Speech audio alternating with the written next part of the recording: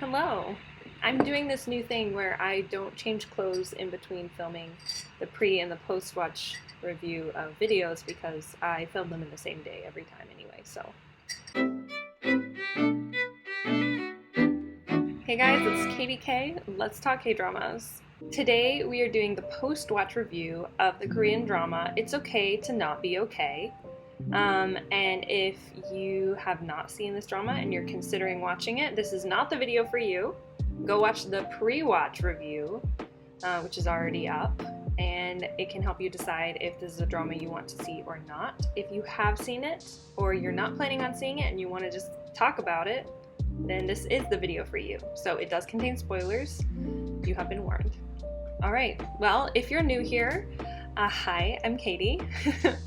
I love Korean dramas, and I rate my Korean dramas out of 100 points. I have 10 categories, and I give up to 10 points per category, and then I add them all up together and get the score out of 100. So we're just gonna go through the categories, and I'll tell you what score I gave and why. And let's get started. So first is the plot. So for the plot, I felt like it dragged a little bit at some points, but overall, like it wasn't too bad in terms of pacing. Like I just felt like there were a few times when I wish they would have sped it up a little. I have a note here that says at the beginning, it was a lot of gokuma and no saida, which I feel like should be just its own category. If you're not familiar with that, I don't know if I'm gonna explain this like super well, but like it's like a Korean thing. Goguma is sweet potato and saida is like Sprite, like a fresh soda drink. And goguma is like, it's like dry and thick and it can like kind of choke you. So you want something like really fresh to like wash it down with. And so if something is like really a lot emotionally, like there's no release, there's no catharsis, like you're just suffering, it's like too much gokuma and you need like saida. So it had at the beginning kind of a lot of that, and there was no like it just felt like tightening with no like releasing. So it was a little hard. So I did get bored a few times watching this at certain points where the plot was just kind of dragging and it was slow. But I get bored kind of easily. And also, I did manage to pretty quickly finish this drama because even if I was bored with the plot, I was never bored with Ko Min-young's outfits. Like, those fits, yes. So fun to look at. And you never knew it was coming next. And so I really loved that one, and I really loved that, and that helped me get through the boring parts. And then the twist or reveal, I don't know what to say, the fact that the like head nurse at the like inpatient facility that like their life kind of centered around turned out to be Ko Min-young's sociopath, presumed dead mother, who was torturing everybody basically behind the scenes like a little creepy puppet master. Wow. Also the acting of that, like she, whose name I did not look up in advance. I should have. I didn't even think to do that. I wasn't planning on giving this note, but like, wow. Wow. I should save this for the acting, but oh my gosh! Like, she seemed so genuine and like the kind of person you would imagine to be like a great head nurse. Like, you know, like she'll take your shift for you sometimes. She'll help you figure it out, but she's like still gonna make sure everything gets done well, and she's not gonna like let you get into any like funny business or being lazy. And then she plays evil so well too. It was like slightly overdone at the very end, but everything was like a little bit dramatic. For the plot, I gave a 5 out of 10 because it dragged. I got bored a few times. It's a little bit harsh, but it's true. And if it weren't for her outfits, it would have taken me a while to get through this drama. And I also didn't feel a super clear, like, direction. Like, I felt like I have no idea what's gonna happen, and not in a, like, fun way. In a, like, what is going on kind of way. So occasionally I was like, don't love it. Anyway, so plot is a 5 out of 10. Next category is the ending. Was I satisfied with the ending? Okay, the ending was even better than I could have hoped for, honestly. They all got their freedom in various ways, like their own personal freedom, and as a group. I thought it would be really sweet for the brothers to live together for the rest of their lives and just like learn to like care for each other and love each other better. But the fact that like Sangtae was like, I'm ready to go out on my own, like I got this. I was just so proud of him. They all had so much growth. I was so proud of all of them, but like he worked through so much fear. It was cool. I might have just teared up a smidge. So I also loved how like they gave us like what I thought was the ending. They got the camping car and they showed a lot of them being happy in the camping car. I feel like a lot of dramas, they're like, and they're happy, and you see it for like one split second, like you peep through the keyhole of their happy lives and then it's over. But I like to see them being happy, and I got to see them in the camping car a lot. And then there was still like a secondary happy ending. Like I thought that was the happy ending and I was satisfied. And then it was like, oh, but also Sangtae is gonna like go live his own life, they can live their own lives, and they like still love each other and like are a family, and that was awesome. It was, oh yes. So I gave the ending a 9 out of 10 because yeah. Anyway, all right, next category, character development. This was a drama largely centered on character development and how developing as a person affects the people around you. And I thought that was really interesting because that's something I feel like we don't really, like in the media, it's like, yeah, like you grew as a person and only good came from it. But like sometimes when you grow as a person, you work through stuff, it like negatively affects the people around you because either like you're shaking up their world that they didn't want shook up, or you're realizing things about yourself that now you're changing and they have to adjust. Like there's a lot of reasons why it can change the people around you for good or for bad when you change. And so there were 3 people who were just like changing and like growing and regressing and growing, and like it was really interesting to see how their relationships went like that. So that was cool. I took off a point because sometimes they would like learn a lesson or like grow in some way, and then like the next episode it would like be like they never learned it, and it wasn't like backsliding, it was just kind of like they just forgot.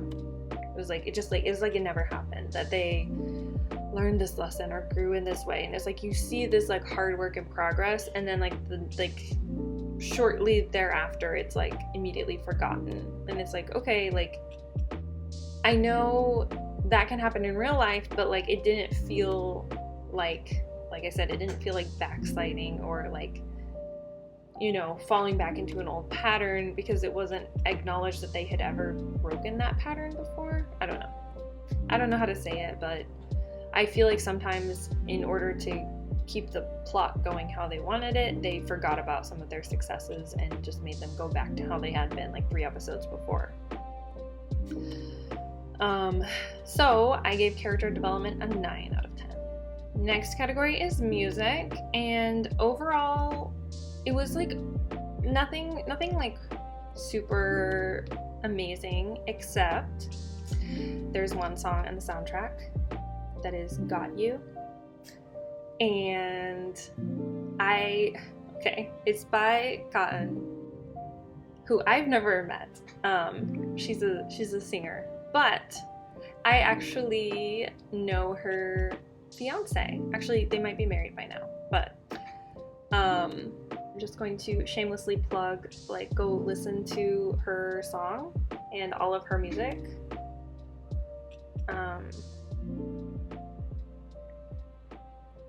Look her up. I'm gonna try to get a better picture.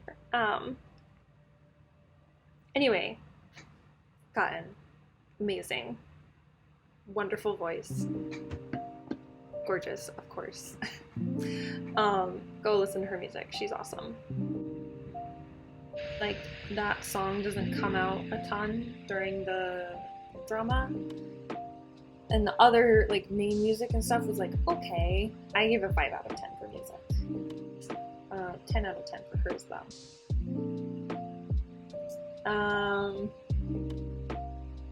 Next category is chemistry. It was actually pretty good in, like, a fun, as I said in the pre-watch, enemies to friends to enemies to lovers to enemies to found family / lovers. I didn't like the chemistry when he was actively babysitting her, though. Like, when she was being, like, really petulant and childish, I was like, no. But when she was taking responsibility more, I was like, yes. I really got behind it when she grew a fair bit, basically. And when he dished back out what she had given him for the whole show, like, when he was, like, yelling to her, like,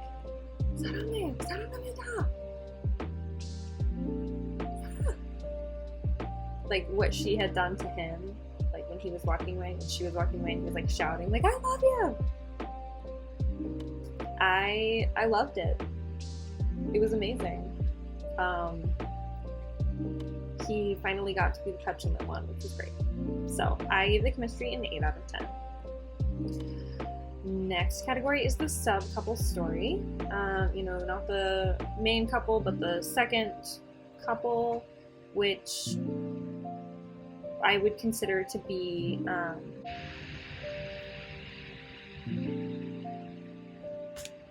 what are their names? The girl who liked Gangtae the whole time, this girl, and the Ko Young's manager. Wait, did I did not enjoy this couple as a couple. I didn't like either of them. Like, at first, I liked her and I sympathized with her, but she was, like, you would think, based on how she acted, that she had some kind of actual claim on Gangtae, like, that, like, they were dating.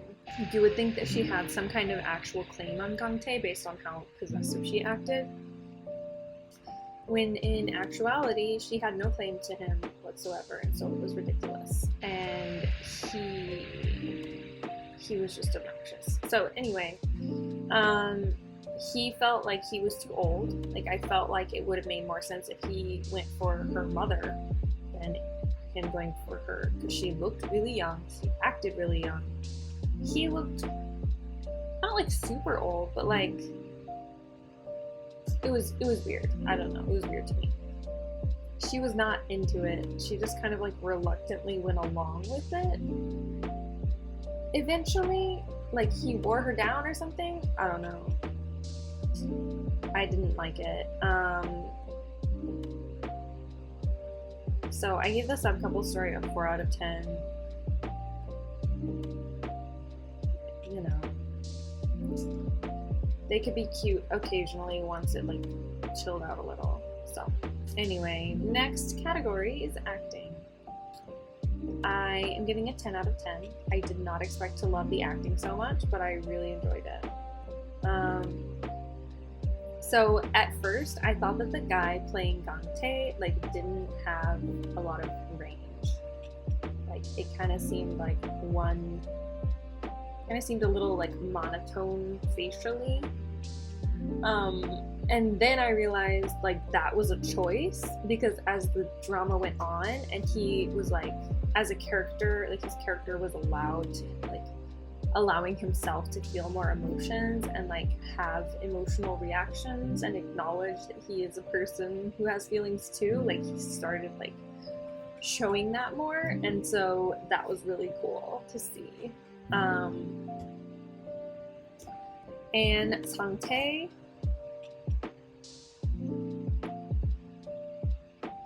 very good. Sometimes it made me cry, like when he gave Gangtae money because like the other older brothers should take care of their younger brothers. Like, it's really sweet. And then of course the head nurse, who was actually Ko Moon-young's mother. That was wild, and I was super impressed. So yeah, 10 out of 10 for acting. Give it 10 out of 10.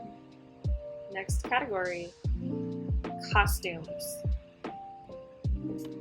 Another home run. So like, everyone had fairly whatever clothes, but listen, Ko Moon-young, her clothes, they were amazing and fantastic. I was shook.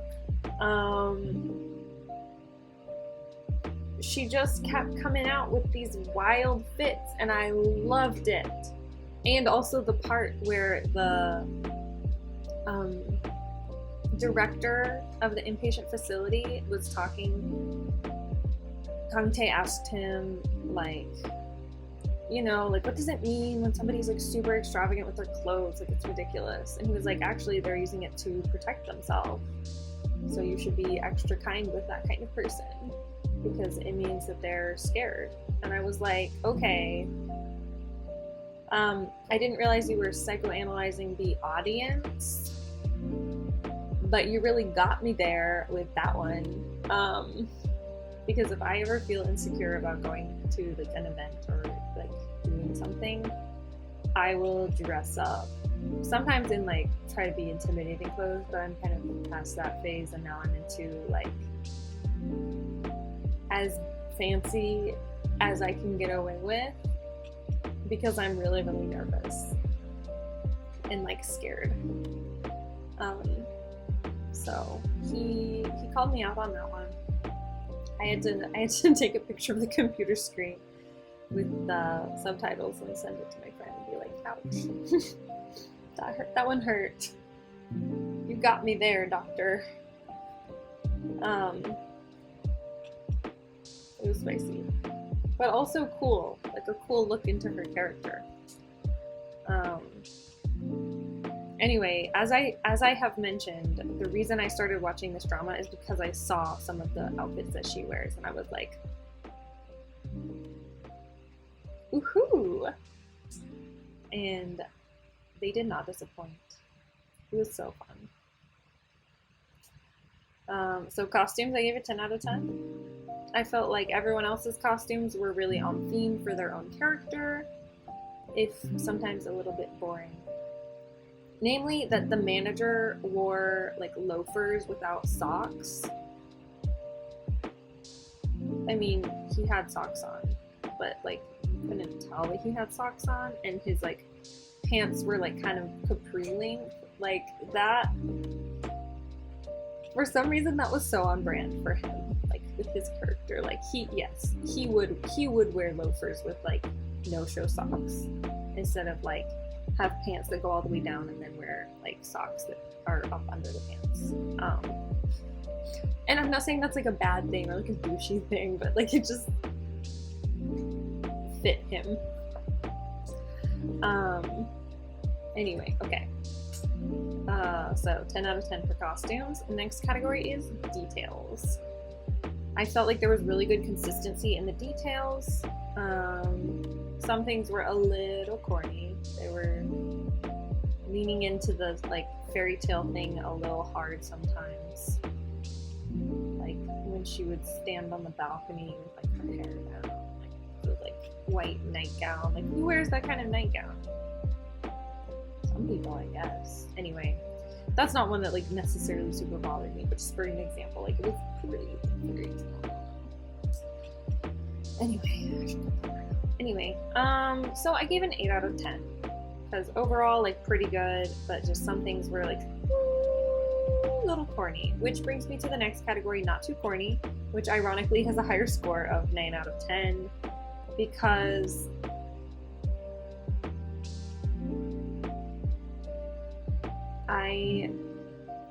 I liked that they didn't make light of a lot of these things, but there were fun parts. There were like people like laughing and having fun because that's how life is. Like, there's hard stuff, but like even when you're in the middle of a hard time in your life, you can pause and like laugh at something, and you need to.